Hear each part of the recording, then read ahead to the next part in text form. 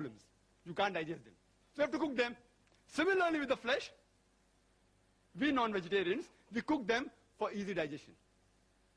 But yet, there are certain human beings who even have raw meat. He gave the name of Eskimos. He didn't tell the root word meaning. The root word meaning of Eskimo, it literally means eaters of raw flesh.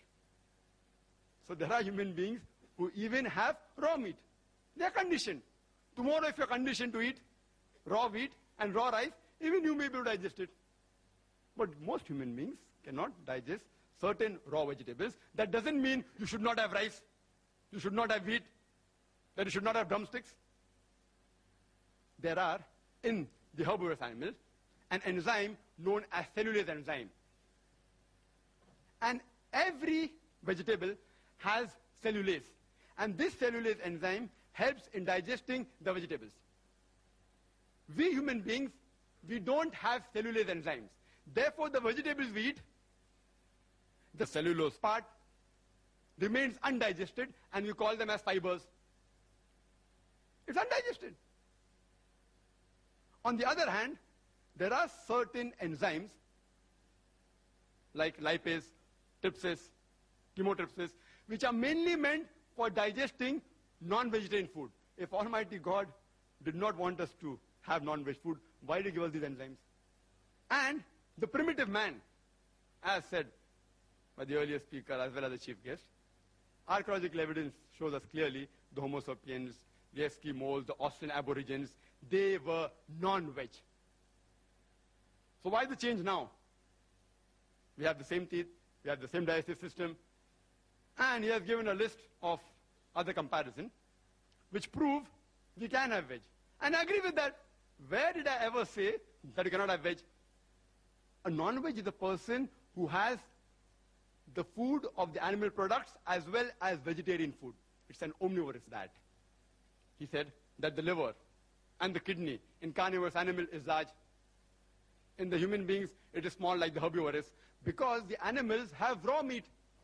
Therefore, they have to remove the toxin on a higher level.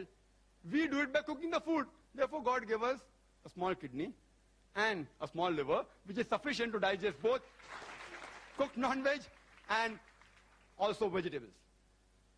Similarly, with all the arguments, HCl, it's not very acidic. Why? Because we don't require it. If we don't require it, why should God unnecessarily give it to us? Same with saliva, same with the pH of the blood, same with the lipoprotein. All the arguments are that because they have raw flesh, therefore they require it. We don't require it, so why should God give us? Yes, it's required for digesting veg food and cooked non-veg food. He said carnivorous animals, they lick. And the herbivorous animals, they sip. We human beings, we do both. We do both. When we drink, while we drink, we sip. When we have ice cream, what do? We lick. We lick also and we sip also, depending upon what is the food we are eating. Even the tea we can lick, not that we can't lick. But why do we waste time? It will take more time. Similar with all the arguments he's given about the teeth being closed. Because we also have vegetables. If God would have asked us not to have vegetables, then maybe the teeth were far apart. He asked us to have both non-veg as well as veg food. And there are various verses in the Quran talking about various foods, pomegranates, talking about vegetables, talking about dates, etc., which we should have. The plants, many vegetarians say, that they regrow. Therefore, we aren't killing the plant, and there are some plants which have that facility, not all plants. There are various, which we cut, it regrows. So if this is the only argument, that because it regrows, you can have veg food, you know, if you cut the tail of the lizard, it regrows. Will you have the tail of the lizard?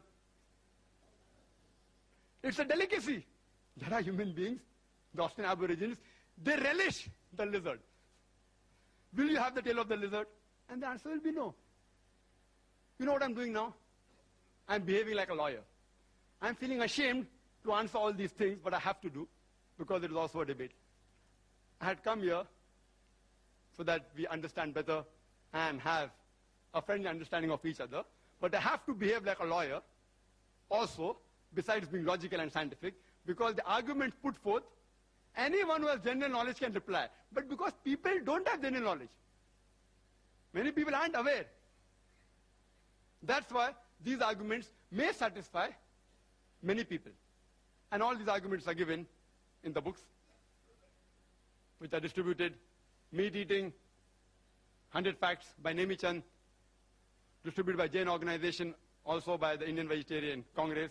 This is a book given to me by Mr. Zaveri. 100 Facts about egg,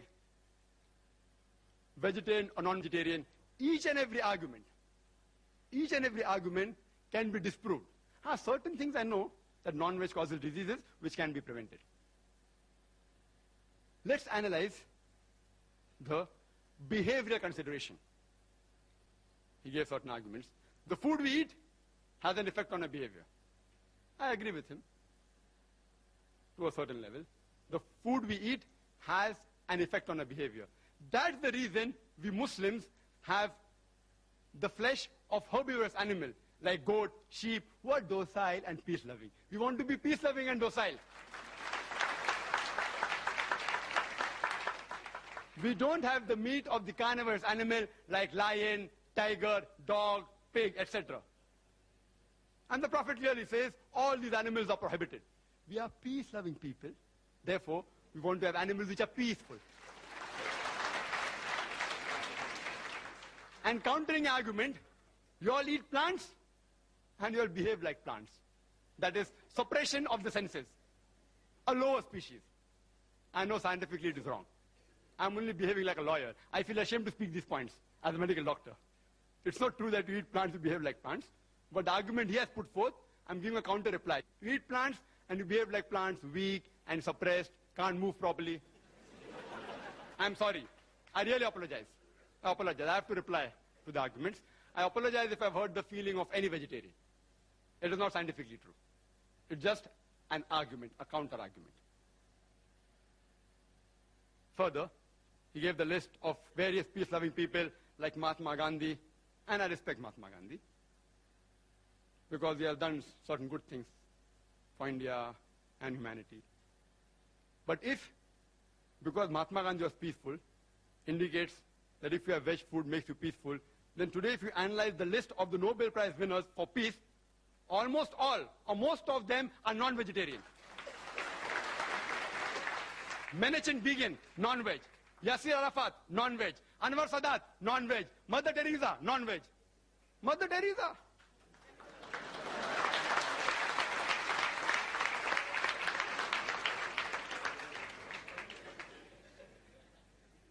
I want to ask you a simple question. Which man in the history of humankind is known maximum for killing maximum human beings? Can you guess? Hitler! Adolf Hitler! He has killed 6 million Jews. Was he a non-veg or veg? Vegetarian. Anyhow, there are crusaders of vegetarians. You know, now on the internet if you go, they say, see, Adolf Hitler was a vegetarian is a myth. He sometimes had non-veg. And the other side says that, you know, when he had gastric problems, that time he had vegetable foods only. To tell you frankly, on a scientific viewpoint, I do not consider the diet of Hitler to be responsible for him killing 6 million Jews. Neither am I telling, irrespective whether you are a vegetarian or non-vegetarian, I'm not interested in knowing, because I, being a doctor, I know it doesn't carry any weight. There were other factors which influenced him to take this drastic step, which is totally inhuman, not the diet. There are various researches done. There have been research in America on a group of students who were pure non-veg and on a group of students who were veg, pure veg. And they analyzed that the group of students who were non-veg, they were less violent and they were more social. But it's a research. It's not a scientific fact. I will never use this as an argument to prove that non-veg food makes you peaceful. No. I'm a doctor, more of a doctor, as well as lawyer were required because I'm in a debate.